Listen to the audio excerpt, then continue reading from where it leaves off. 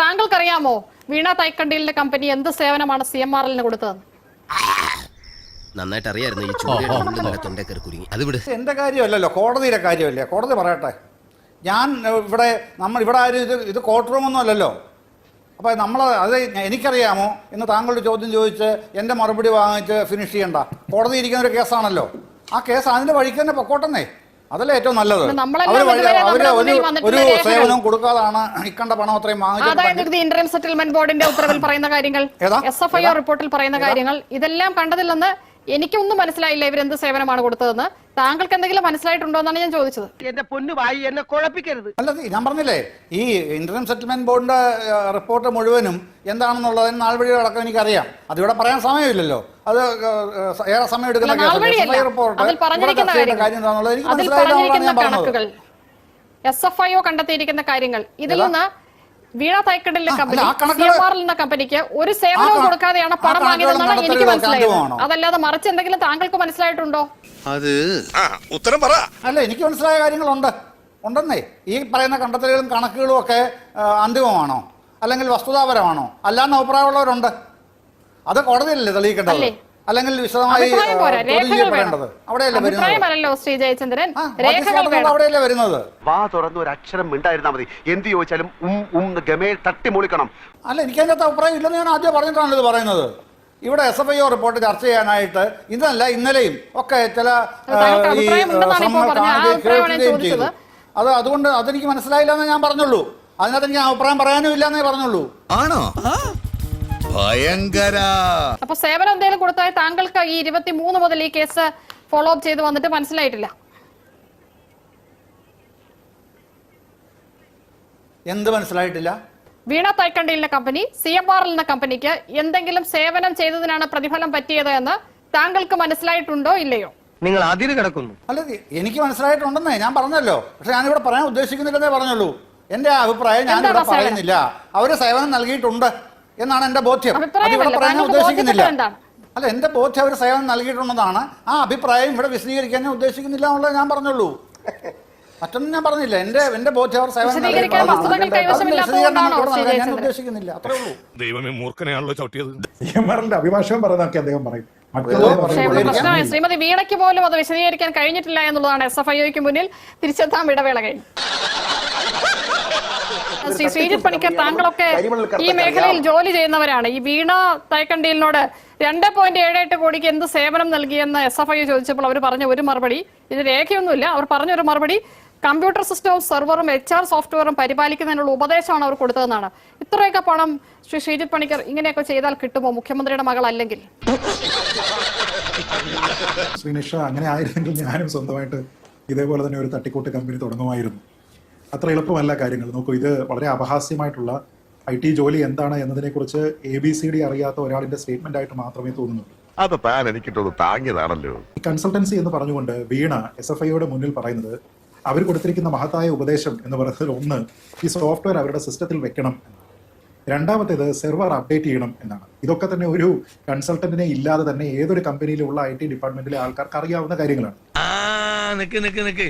ഏത് റൂട്ടിലേക്കാ വണ്ടി തിരിക്കണേന്ന് എനിക്കിപ്പോ മനസ്സിലായി. അടുത്തതായിട്ട് ഇവർ കൊടുക്കുന്ന ഒരു മഹത്തായ കൺസൾട്ടൻസി അഡ്വൈസ് എന്ന് പറയുന്നത് ആ കമ്പനിയുടെ ഓപ്പറേഷൻസ് സ്ട്രീംലൈൻ ചെയ്യാനായിട്ട് ഒരു ERP സോഫ്റ്റ്വെയർ വേണം എന്നുള്ളതാണ്.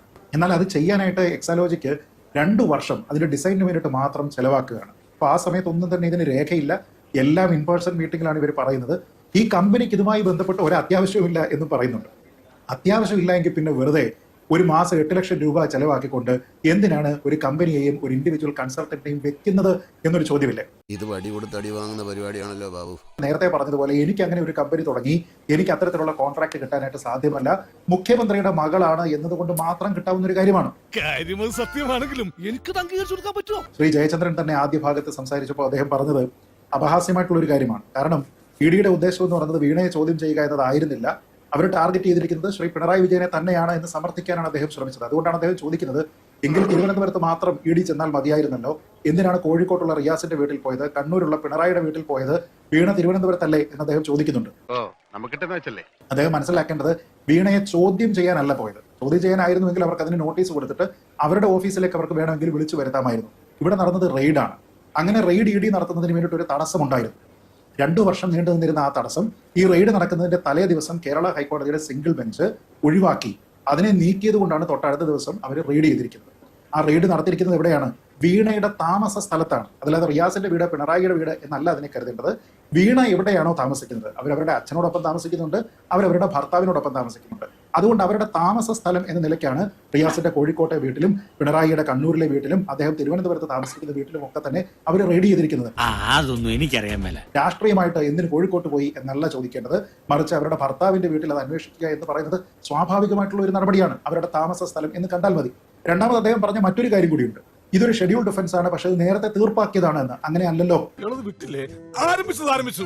ഇനി പറഞ്ഞിട്ടെന്താ കാര്യം? 2023 മലയാള മനോരമ ഈ വാർത്ത പുറത്തുവിട്ടതിന് പിന്നാലെ നടത്തിയിട്ടുള്ള പല ചർച്ചകളിലും ശ്രീ ജയചന്ദ്രൻ അടക്കമുള്ളവർ ചോദിച്ചൊരു കാര്യമുണ്ട്. വീണയോടൊന്ന് വിളിച്ച് ചോദിച്ചുകൂടെ? ചോദിച്ചില്ലല്ലോ. വീണയോട് വിളിച്ച് ചോദിച്ചു ശ്രീ ജയചന്ദ്രൻ, SFIO വിളിച്ച് ചോദിച്ചു, അവർക്ക് മൊഴി നൽകാനുള്ള അവസരം കൊടുത്തു. അതിലെവിടെയും അവർക്ക് താനോ തന്റെ കമ്പനിയോ എന്തെങ്കിലും സേവനം CMRൽ കൊടുത്തതായി തെളിയിക്കാൻ കഴിഞ്ഞില്ല. SFIOയുടെ റിപ്പോർട്ട് പുറത്തു വന്നിട്ടുണ്ട്. അതിനെക്കുറിച്ച് എനിക്ക് ചർച്ച ചെയ്യാൻ അറിഞ്ഞൂടാ. ഞാൻ ആ റിപ്പോർട്ട് പഠിക്കാത്തൊരു മനുഷ്യനാണ്. കാരണം ഞാൻ ചോദിച്ചല്ലോ, പിന്നെ നിഷയോട് തന്നെ ചോദിച്ചല്ലോ, റൗസ് അവന്യൂ കോടതിയിൽ എന്താണ് അതിൻ്റെ സ്റ്റാറ്റസ്. താങ്കൾ തന്നെ പറഞ്ഞു അത് സ്റ്റേ ചെയ്തിരിക്കുകയാണ്. പിന്നെ ആ സാധനം എടുത്തുകൊണ്ട് ഇവിടെ ചർച്ച ചെയ്യുന്നതിൻ്റെ പ്രസക്തി എന്താണെന്നുള്ളത് നിങ്ങൾ നിശ്ചയിച്ചാൽ മതി. എനിക്ക് അതിൻ്റെ അകത്ത് തർക്കമൊന്നുമില്ല. നിങ്ങൾ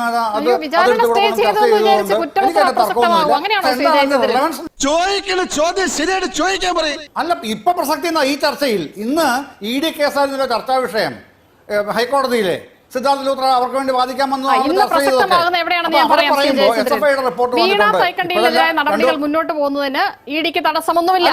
എന്തുകൊണ്ട് വീണ്ടും ചർച്ചയാകുമെന്ന് ചോദിച്ചാൽ SFIO കുറ്റപത്രത്തിൽ പറയുന്നു എന്ത് സേവനമെന്ന് ശ്രീമതി വീണയ്ക്ക് തെളിയിക്കാൻ കഴിഞ്ഞിട്ടില്ല എന്നുള്ളത്. അതാണ് പ്രസക്തം. നിർത്തി അവമാനിക്കുവാണെന്ന് സെറ്റിൽ ചെയ്തില്ല എന്ന് പറഞ്ഞല്ലോ. പിന്നെ ശ്രീജിത്ത് പണിക്കർ പറഞ്ഞല്ലോ. ഏതാ ഈ കേസ് സെറ്റിൽ ചെയ്തില്ല എന്നുള്ളത്? കേസിന്റെ നാൾ വഴിയെ പറ്റി ഇവിടെ പറയാൻ സമയമില്ല. അല്ലെങ്കിൽ അതടക്കം ഞാൻ പറയാമായിരുന്നു. 2023 ജൂൺ 12 ഇത് വിധി വന്നത് എങ്ങനെയായിരുന്നു, കോമ്പൗണ്ട് ചെയ്തത് എങ്ങനെയാണ്, പിന്നീട് SFIOയിലേക്ക് ഷോൺ ജോർജ് പോയത് എപ്രകാരമാണ്, അതിൻ്റെയൊക്കെ നാൾ വഴി അടക്കമുള്ള കഥകളൊക്കെ അറിയാം. അത് ഇവിടെ പറയാനുള്ള സമയമില്ലാത്തതുകൊണ്ട് ഞാൻ അതിലേക്കൊന്നും കടക്കുന്നില്ല. നിങ്ങളുടെ വാദമുഖങ്ങളെല്ലാം നിങ്ങൾ പറഞ്ഞു കഴിയുകയും ചെയ്തു. ഞാൻ ന്യായീകരിക്കാനിരിക്കുന്നതിനായിട്ട് ചിത്രീകരിക്കുകയും ചെയ്തു. അപഹാസ്യമായിട്ട് വർത്തമാനം പറയുന്നുവെന്ന് അങ്ങനെ പരാമർശം കൂടെ കിട്ടുകയും ചെയ്തു. എനിക്ക് എന്നെ സംബന്ധിച്ചോളം അതിനകത്തൊന്നും ഒരു വിയോജിപ്പുമില്ല. പക്ഷെ പറയുന്ന കാര്യം സമർത്ഥിക്കാൻ കഴിയണം മിനിമം. ഞാൻ ആവർത്തിച്ച് പറയുന്നു, CMRന്റെ അഡ്വക്കേറ്റ് ഇന്ന് ഹൈക്കോടതിയിൽ പറഞ്ഞ കാര്യങ്ങളാണ് ഞാനിവിടെ ഈ ചർച്ചയിൽ മുമ്പാകെ വെച്ചത്. അത് ഒറ്റ കാര്യമേ പറഞ്ഞിട്ടുള്ളൂ. അതിനുള്ള അധികാരം, ഈ പറയുന്ന പോലെ അധികാരത്തിൽ കടന്നു കയറി അധികാരം കവർന്നെടുക്കുകയാണ്, ഇല്ലാത്ത അധികാരങ്ങൾ. അതാണ് അദ്ദേഹം സമർത്ഥിച്ചത്. ഞാൻ പറഞ്ഞു വരുന്നത് എന്താന്ന് വെച്ചാ പറയണമെന്നില്ല, കാര്യം നമുക്ക് മനസ്സിലായി. അതിന്റെ തീരുമാനം വെള്ളിയാഴ്ച ഉണ്ടാകും. കോടതി പറയുമ്പോൾ മനസ്സിലാക്കും. അന്നും ചർച്ചകളുണ്ടെങ്കിൽ ഇതുപോലെ പങ്കെടുക്കും. അതുതന്നെ. ഇയാൾ ഉരുളക്കുപ്പേരി കോളേജിൽ നിന്ന് ഡിഗ്രി എടുത്ത് വന്നിരിക്കുകയാണ്, ഒരു തർക്കക്കാരൻ.